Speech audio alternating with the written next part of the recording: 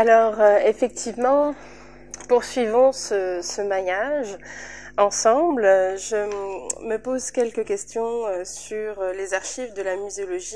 Je vais me dire une muséologie, une partie beaucoup plus fondamentale par rapport aux travaux qu'on évoque depuis ce matin, plus généraux, on va dire. Alors, il existe une multitude d'actions humaines qui contribuent à l'affirmation de la muséologie en tant que science. Dans un premier temps, on s'accorderait tous, je pense, à constater que le travail pratique de la collection, celui du musée, de la préservation, de la notation, ou encore de l'interprétation du patrimoine, qu'il soit culturel ou naturel, ou encore celui des bibliothèques et des archives, précède l'apparition de la muséologie en tant que science. Si nous poursuivons, la nécessité de collecter et de préserver des objets également, et aussi l'exigence d'une communication mutuelle entre l'humanité et le monde matériel précède aussi l'acte de collectionner et de préserver aussi en lui-même, et finalement dirige intellectuellement tous ces processus. Alors, comment pérenniser les savoirs issus de multiples héritages liés à la pratique du musée et à la muséologie ? Si l'on observe les statuts de l'ICOM, qui utilisent le terme de musée pour désigner un ensemble d'autres institutions muséologiques que son conseil exécutif considère de nature à être des musées, on se rend compte que le développement de la collecte et de la mise en valeur du patrimoine culturel et naturel suggère ainsi le développement de la pensée muséologique en elle-même. Il y a donc beaucoup de matière à investiguer concernant les archives constitutives de cette muséologie comme science, comme discipline à part entière. Alors l'exercice que l'on propose ici n'est absolument pas nouveau, puisque dès les années 60, il y a des groupes de muséologues qui se constituent. La muséologie comme science indépendante existe dans un système de sciences individuelles. C'est quelque chose qui possède des sujets de recherche spécifiques qui la distinguent aussi des autres sciences. Et la muséologie fait partie du domaine de la documentation scientifique, où l'on retrouve également les environnements des archives et ceux des bibliothèques.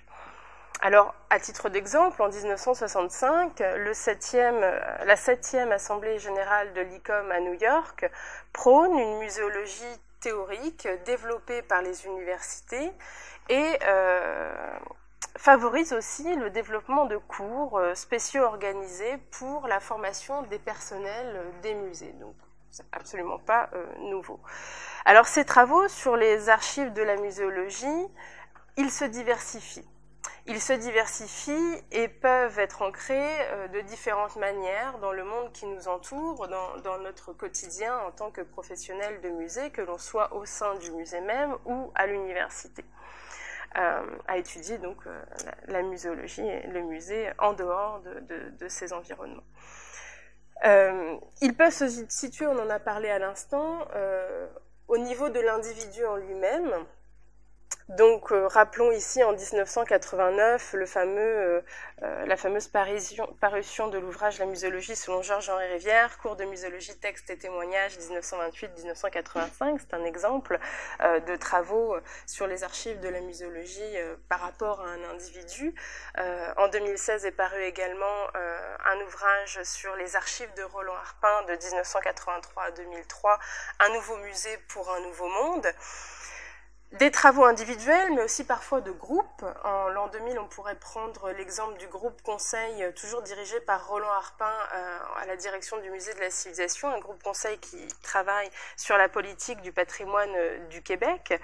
Si l'on prend l'exemple aussi, au-delà de l'individuel et du groupe, mais du réseau professionnel, on pourrait avoir celui de 1972, à l'initiative du ministère du Patrimoine canadien, celui du RCIP, le Réseau canadien d'information sur le patrimoine, qui est aujourd'hui leader en matière de développement de toutes sortes de méthodologies et d'outils qui font avancer le travail au musée et qui intéressent la muséologie afin de comprendre comment ces processus opèrent en interne. Alors, individus, groupes, réseaux professionnels, mais aussi territoires. On peut prendre l'exemple en 1998 de la création du musée du Chapeutuan à Ouachat, à cette île, qui est à l'initiative de la communauté autochtone et qui possède des muséographies particulières. Ça aussi, sa création est une archive, dire l'institution en elle-même est une archive de la muséologie autochtone à part entière. Des événements aussi, des lieux qui peuvent ancrer ces archives de la muséologie. Pensons en 1987 au premier Salon international des musées et des expositions. Il y avait 81 musées ici à Paris, à l'initiative du ministère de la Culture et de la Communication et de la Direction des musées de France. En 2018, on retrouve des événements un petit peu du même type comme le CITEM ou Museva. En 2015, on avait aussi une très belle initiative lors de la rénovation du Musée de l'Homme, une exposition entièrement consacrée à la rénovation de sa muséographie, un véritable délice pour tout muséologue qui a pu la visiter. Des territoires, des événements, des lieux éphémères, mais aussi des agences. Pensons à la création en 1930 de l'agence Parcs Canada par l'acte des parcs nationaux au Canada. C'est un exemple d'agence qui intéresse la muséologie, mais aussi des fondations, des associations, des sociétés. Je pense que chacun d'entre nous peut évoquer une fondation qui peut participer, ou une association aux archives de la muséologie internationale, ne serait-ce que l'American Association of Museums, qui émet énormément de rapports sur les tendances, ou encore la Société des musées québécois, qui publie pas mal d'essais qui traitent justement du développement de la muséologie. Des offices, 1985, l'Office de coopération et d'information muséale, extrêmement actif, l'OCIM, dans ses productions, ou encore des observatoires comme l'Observatorio Iberoamericano de Museos. Donc, ancré également dans des missions, parfois, on en a vaguement parlé à l'instant. Pensons à la mission en 1966, la mission 66, qui était un programme de réhabilitation du National Park Service aux États-Unis sous la gouverne du président et du Congrès. On pourrait citer en 2016 la mission Musée du XXIe siècle, où 15 mesures ont été promulguées pour le musée de demain, pour le côté français. Des projets de recherche aussi qui peuvent générer des archives en muséologie, comme en 2010 le musée d'anthropologie de l'Université de Colombie-Britannique avec des projets de recherche réciproques avec les communautés autochtones éloignées, ou encore le projet de recherche Espace Recherche Muséologie et Société de l'UQAM, très très actif dans la formation en muséologie même. Et encore, bien sûr, j'en oublie sans doute, mais des centres d'études et de recherche, à commencer par le lieu dans lequel nous nous trouvons aujourd'hui. Alors, comme on peut le voir, il y a nombre de logiques émergentes dans le monde des musées qui existent et qui vont aussi de pair avec des mutations fondamentales qui gouvernent et redéfinissent nos sociétés et nos rapports aussi entre le savoir, le pouvoir, la culture ou l'histoire et l'économie.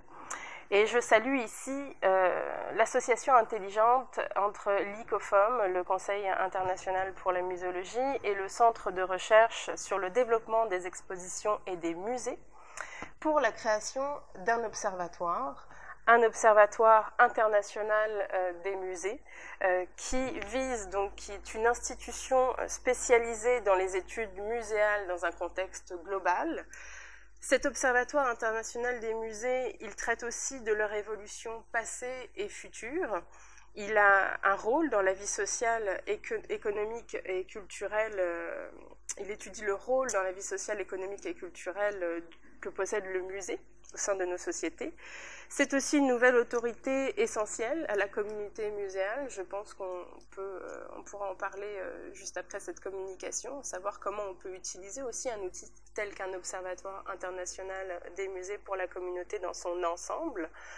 Et c'est aussi une façon d'étudier le nombre et la catégorisation des musées à travers le monde, leurs solutions et les tendances aussi futures de leur développement. Alors, l'Observatoire international des musées, il a plusieurs objectifs.